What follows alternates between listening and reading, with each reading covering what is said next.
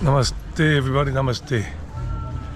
So, on the spiritual path, when we are becoming more spiritual, not religious but spiritual, the question is it necessary for us to live a life of penance, to undergo like a severe type of renunciation where we renounce our worldly possessions and we live the life of renunciant monks and nuns, or something to the effect, like sadhus in Hinduism or monks in Buddhism or whatever other religions, and nuns and stuff like that? Is that absolutely necessary on the path of spiritual enlightenment?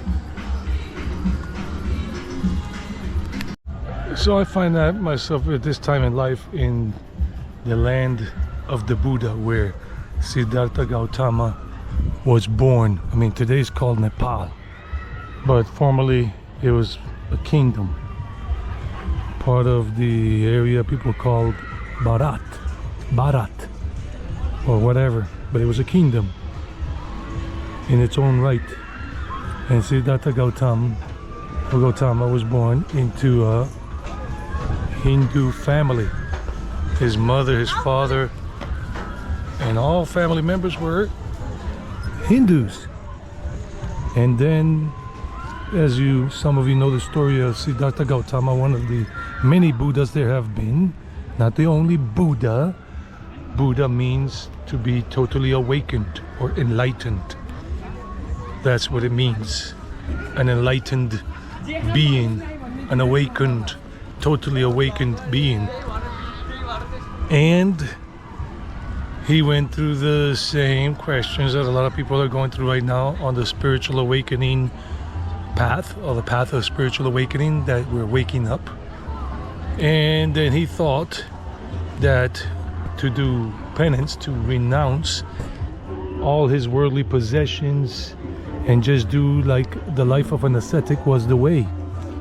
That's what he truly thought at that time was necessary, and he did it for like a total of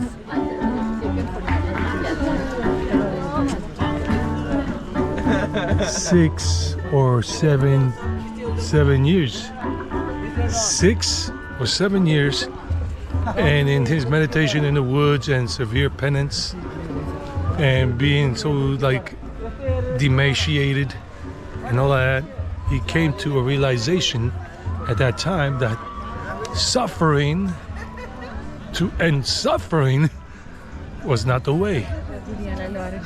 Like, he was suffering a lot from malnutrition and everything, because he thought this was the way, since he had witnessed a lot of ascetics when he left his princely kingdom, his life of comfort and a lot of,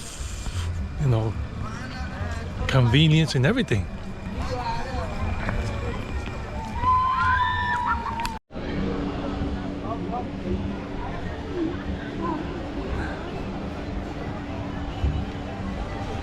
So Siddhartha Gautama came to that realization, and he left that life behind, and he pursued a different path, a different way of reaching enlightenment and whatnot, moksha, freedom from the material pangs of life.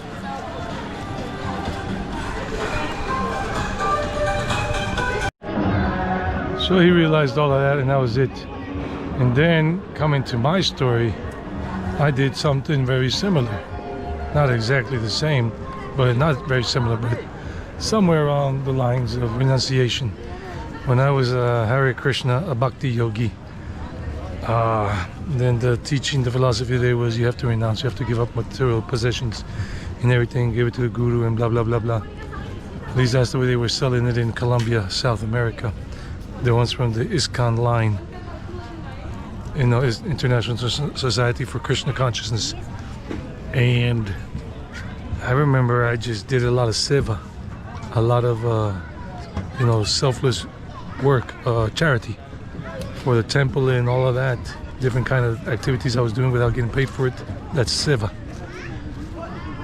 And then I was giving up a lot of other things, like dressing meagerly, even not eating well, Started to get sick after a year and a half or so of doing that, because that's what they were teaching us, and I bought into it. That's all on me. Not all of it, but part of it's on me. Shame on them and shame on me for letting them show me, move me in that direction. But it is what it is. But if you're the kind of person that you believe, that you truly believe or see in your life that that's the way for you, of severe penance and everything, then go ahead. I did it, but I wasn't really happy doing it. I just didn't feel it was for me. And my family and friends were worried about me because I had just become very extreme, lost a lot of weight, wasn't doing my exercise, wasn't really getting myself good nutrition, wasn't working as much that I needed to. And I, like the Siddhartha Gautama, with the help of someone, I don't know who Siddhartha Gautama got help from. Namaste, namaste. But I got some help to get out, and I got out of that lifestyle and the whole bhakti yogi path. Though I thank them because they led me to come here to Asia to look for more stuff in the spiritual way. And I'll finish it off with this.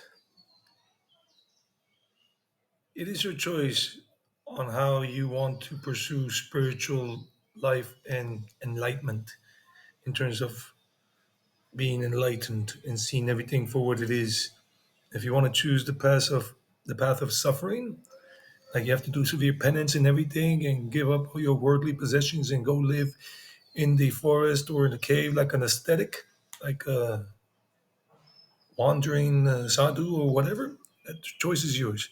If you want to, because I'm looking at the camera here, if you want to do it in the different way, like Siddhartha Gautama did, and just pursue it in a different way as he did, or you choose your way. You can be a millionaire, billionaire, and still pursue enlightenment, like meditation. Enlighten yourself.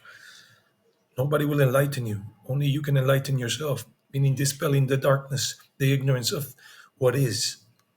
Because we are ignoring what is, because we're too caught up in our daily lives, in our material possessions, in our pursuit of happiness in terms of having a lot of money and a lot of comfort. That's not happiness, that's just comfort. But it is easier for some people just by having good money to be able to do more of the meditation stuff without having to worry about, I gotta pay my bills and everything. I gotta work like crazy.